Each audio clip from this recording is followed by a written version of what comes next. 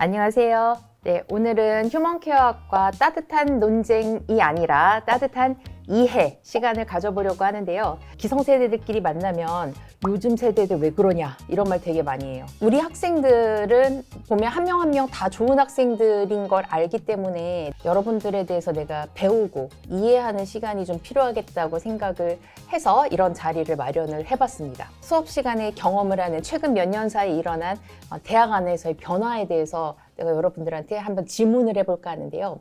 공통적으로 정말 적응이 안 된다라고 하는 것 중에 하나가 어떤 게 있냐면 무반응, 쳐다보기, 젠지 스테어라고 들어봤어요? 수업을 하면서 예전에는 그래도 조금 고개는 끄덕이거나 눈이 마주치면 약간 살포시 미소를 짓거나 이런 사람들이 있었는데 지금은 누가 이기나 한번 눈싸움 해보자 이렇게 쳐다보는 그런 시선, 이 무반응에 대해서 어떻게 생각해요? 저 같은 경우에는 사실 수업을 들으면서 교수님이랑 상호작용하는 걸 되게 좋아하는 학생이에요. 맞아. 그럼에도 불구하고 뭔가 교수님의 질문이 들어왔을 때 대답을 안 하게 되는 경우에는 교수님께서 해주시는 질문에 제가 틀린 대답을 할까 봐 무서울 때 그런 경우가 되게 많은 것 같고요.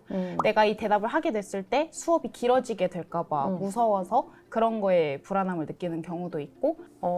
그러면 질문을 하는 건 그렇다 치고 이렇게 내가 뭔가 질문을 던지거나 반응을 물어봤을 때 대답을 안 하는 것도 수업이 길어질까 봐 걱정하는 그런 마음에서 일어나는 일인 거예요? 교수님이 질문해 주실 때 보통 저희가 네, 아니요로 대답할 수 있는 것들이 있잖아요. 근데 그런 것도 질문을 왜 대답을 안 할까 생각을 해봤을 때 저는 네라고 생각했는데 다른 친구들은 아니요? 라고 생각할 수도 있는 거잖아요. 근데 제가 그거를 크게 네! 라고 얘기했을 때 다른 친구들의 그런 시선도 좀 신경이 쓰이고 뭔가 좀 배려의 의미로 차라리 말을 안 하고 우리 다들 이렇게 눈치로 네인지 아닌지 이렇게 좀 살피다 보니까 대답을 안 하고 멍하니 이렇게 교수님만 쳐다보게 되는 그런 시간들이 좀 생기는 것 같아요.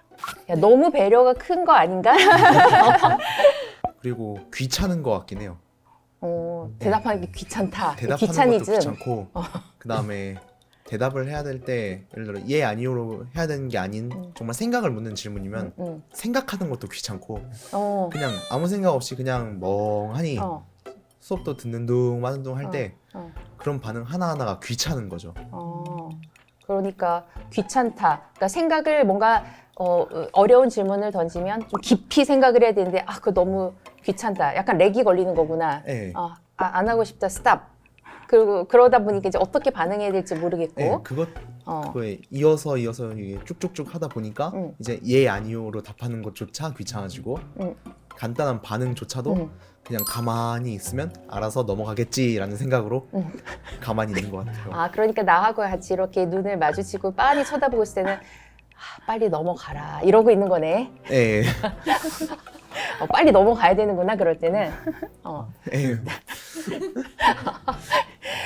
그러면 수업 내가 조금 이해가 안 되는 거는 간단하게 반응을 해주고 그런 거에 수업이 더 연장이 될 거다 아니면 더 빨리 끝낼 수 있는 걸 더 늦게 끝낼 거다라고 생각을 한다는 부분이 굉장히 신선하게 지금 느껴지는데 수업을 일찍 끝내면 여러분들이 다 이렇게 등록금 내고 수업을 듣는데 뭔가 내 의무를 다 안 한 것 같고 꽉꽉 수업 시간을 다 채워서 끝내줘야 내가 여러분들한테 최선을 다한 것 같고 그러지 못했을 때는 좀 죄책감도 느껴지고 이런 생각이 드는데 여러분들은 안 그래요? 요즘 학생들 같은 경우에 되게 효율적인 것도 많이 추구하고 좀 빠르게 문화들도 있는 것 같아요. 그리고 이렇게 빤히 쳐다보는 거나 대답 안 하는 거나 뭐 이런 것들도 다 남들에게 피해를 주고 싶지 않다? 남들이 나랑 다른 생각을 가지고 있을 때 내가 혼자 튀는 게 좀 무섭다?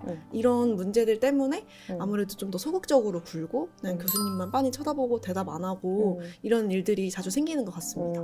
그렇군요. 그러니까 효율성을 추구하는데 빨리빨리 할 것만 딱딱하고 끝냈으면 좋겠다 이런 문화가 지금 얘기를 들어보니까 진짜 여러분들이 어떻게 보면 사교육에 또 익숙한 세대이기도 하고 근데 사교육에서는 굉장히 효율적으로 수업을 하잖아요.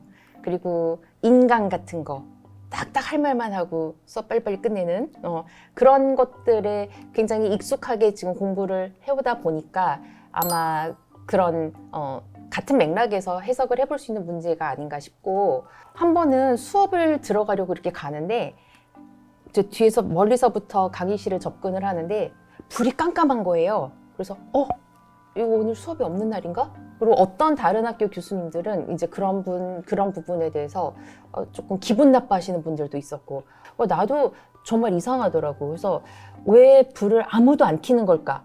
혹시 여러분들 강의 시간에 불을 아무도 안 켜고 앉아 있었거나 그랬던 경험이 있어요? 저는 그런 경우를 되게 많이 목격했었는데, 저 같은 경우에는 아까 말씀해 주신 것처럼 강의를 해주시는 분에 대해서 어두운 강의실은 예의가 아니라고 생각을 하는 사람이에요. 그래서 저는 제가 나서서 불을 켜는 경우가 되게 많은데, 불을 켜는 그 순간에 어둠에서 갑자기 빛이 나오는 거니까 불을 켜게 만든 사람 모두가 쳐다보잖아요. 이제 주목받고 싶지 않다. 불을 딱 켰을 때 모두가 나를 쳐다보고 집중하게 되는 그런 주목받기 싫은 거, 이런 것들이 있다는 거죠. 가만히 있으면 반은 간다라고 하잖아요. 근데 내가 이걸 굳이 나서서 불을 켰다가 괜히 그러니까 좋아하는 애들도 있겠지만 싫어하는 아이들도 분명 있을 거기 때문에 괜히 나서서 불을 켜려고 하는 것 같진 않아요. 저 같은 경우에는 불 꺼져 있는 편안한 분위기를 좋아했었어가지고 고등학교 때 오히려 불 켜면은 다시 끄라고 뭐라고 했던 기억이 여기 있어요. 있네. 내가 이런 관점에서는 생각해보지도 못했었는데, 학생들이 교수한테 연락을 할 일이 있거나 할 때 이제 연락한 내용에 따라서 어떨 때는 좀 그냥 문자로 탁 날라오는 것보다는 전화로 양해도 구하고 해야 될 때가 있는데, 그냥 이렇게 문자로 딱 날라오거나 그러면은 또 그걸 가지고 이게 왜 이러지? 왜 이렇게 그냥 문자로 띡 보내지? 이렇게 생각하시는 분들도 있어요. 나도 한번 그런 경험을 해본 적이 있었고, 그거는 또 왜 그런가요? 저도 약간 전화하는 거 좀 무서워하는 경향이 있거든요.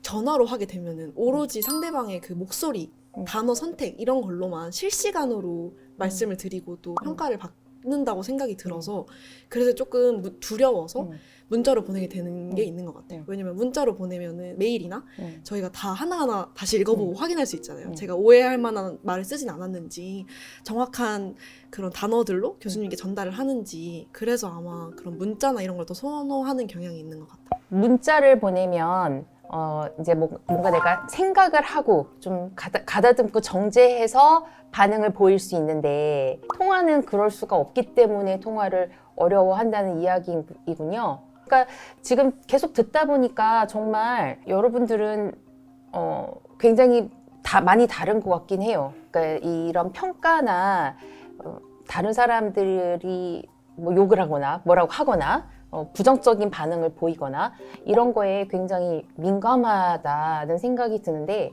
어쩌면 이런 건 이제 여러분들이 디지털 세대이다 보니까 SNS나 이런 데가 굉장히 즉각적인 평가를 받고 비판도 많고 뭐 이런 데잖아요.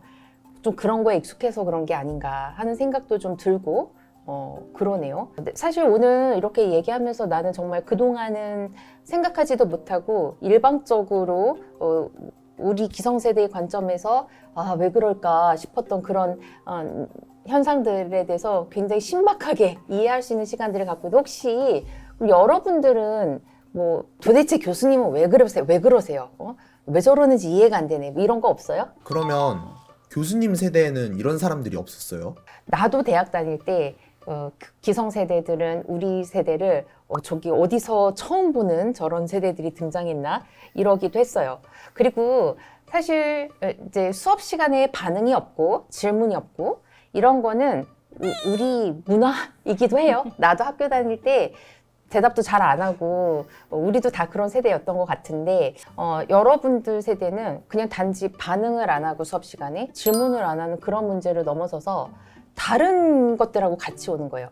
우리가 또 되게 어색하게 느끼는 것 중에 하나가 동기들끼리 존대를 하는 거. 같은 학번 친구들인데 존대를 하는 것도 사실 굉장히 낯설어 하거든요. 관계에서나 아니면 정서적으로나 뭐 쿠크다스 멘탈 이런 얘기 하잖아요. 정서적으로 굉장히 약한 거, 관계가 약한 거, 이런 여러 가지가 같이 오기 때문에, 같이 지금 다가오니까 그래서 아마 더 크게 느끼는 게 아닐까 이런 생각이 들어요. 저도 요즘에 지역아동센터에서 일하면서 알파 세대들 가르치고 있지만 그렇게 느끼는 것 같습니다. 아이고, 지 세대가 알파 세대랑 세대 차이를 느끼는구나. 네, 확실히 한 요즘은 정말 3-4살만 차이가 나도 얘네 왜 이러지라는 생각이 좀 들긴 해요. 근데 이게 어쩔 수 없이 디지털 말씀해주신 것처럼 디지털이 발전하는 게 너무 크게 작용을 하는 것 같아요. 아까 말씀하신 동기들이랑 반말을 하지 않고 존댓말을 쓰는 경우 같은 거에도 저희가 입학하기 전에 SNS가 활성화되어 있잖아요. 그래서 그걸 계속 살피다 보면 입학했을 때 신입생에게 하는 조언들 이런 게 굉장히 많이 나와 있어요. 거기에 꼭 필수적으로 포함이 되어 있는 게 처음 보는 사람한테 동기라고 해도 반말하지 마라. 이 내용이 되어 있어요. SNS 같은 게 발전해서 어떻게 보면 이런 문화가 시간을 두고 천천히 형성되는 게 아니라 이제 빨리빨리 전수가 되고 또 빨리빨리 고착화되고 이런 부분이 있다는 거군요. 맞아요. 또 우리 세대한테 뭐 질문하고 싶은 거 없어요? 그러면은 저 궁금한 게 있는데 교수님 왜 이렇게 저희 학생들에게 팀플 시키는 거를 좋아하세요? 팀플. 정말 중요한 주제가 나왔네요. 사실 팀플은 여러분들한테만 준 게 아니고 옛날부터 나도 학교 다닐 때 팀플을 했었고 옛날부터 내가 교수가 된 이후로 계속 이제 팀플 프로젝트 과제를 줬는데 팀 프로젝트를 주는 이유는 일단 첫 번째 1학년들 같은 경우에는 팀 프로젝트를 하면서 서로 이제 좀 친해지기도 하고 3-4명이서 같이 할 때 훨씬 더 좋은 아웃풋이 나올 거라고 기대를 하기 때문에 원래 그게 이제 팀 프로젝트의 취지인데 좀 팀 프로젝트라도 하면서 서로 협업하는 법도 배우고 소통하는 법도 배우고 그러길 바라는 마음이 있어서 팀 프로젝트를 주죠. 아니 근데 팀 프로젝트를 진행하면서 응. 오히려 더 싸우고 더 친해지기도 어려워지고 오히려 결과물이 더 나쁜 경우도 많고 네, 이게 분명 셋이서 했는데 한 명이 준비한 것보다 못한 결과물이 나올 때도 있잖아요. 코로나를 겪은 이후부터는 팀 프로젝트를 할 때 굉장히 갈등이 크고 뭔가 이렇게 싸움도 많고 그래서 막 나한테 울면서 찾아오고 막 이런 일들이 많이 일어나는 것 같아요. 그래서 팀 프로젝트를 할 때 왜 그렇게들 이렇게 협업이 잘 안 되고 싸움도 나고 뭐 어떤 부분이 그렇게 힘든 거지?